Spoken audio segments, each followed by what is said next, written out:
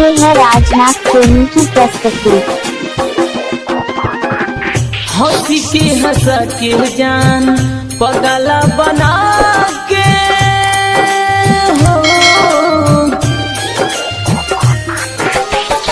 हंसी के हंसा के जान पगला बना के अच के पराइलू हो,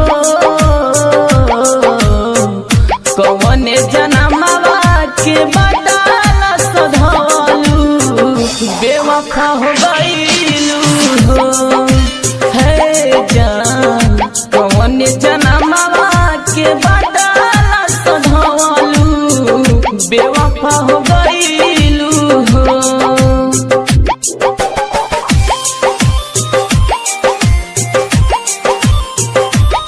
आप सुन रहे हैं राजनाथ प्रेमी की प्रस्तुति।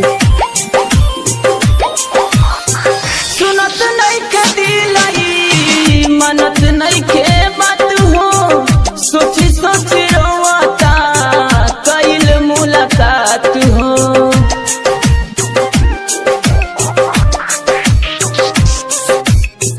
सुनत नहीं के दिलाई मनत नहीं के बात हो, सोची सोची रोता कइल मुलाकात हो।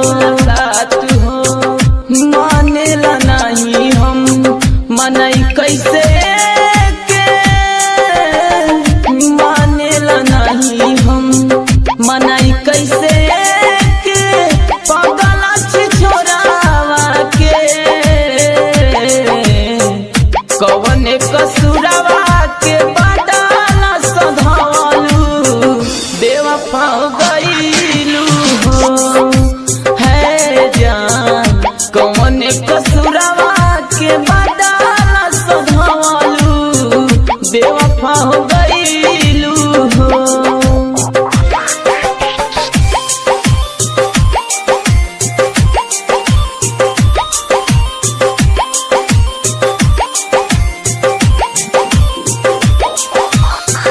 आवे नाही नींद हमके जागी रात सारी, समझ न आवे कैसे जिंदगी गुजारी।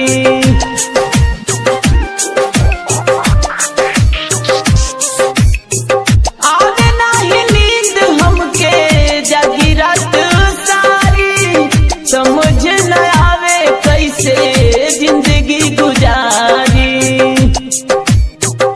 दर्द जुदाई के दिहलू का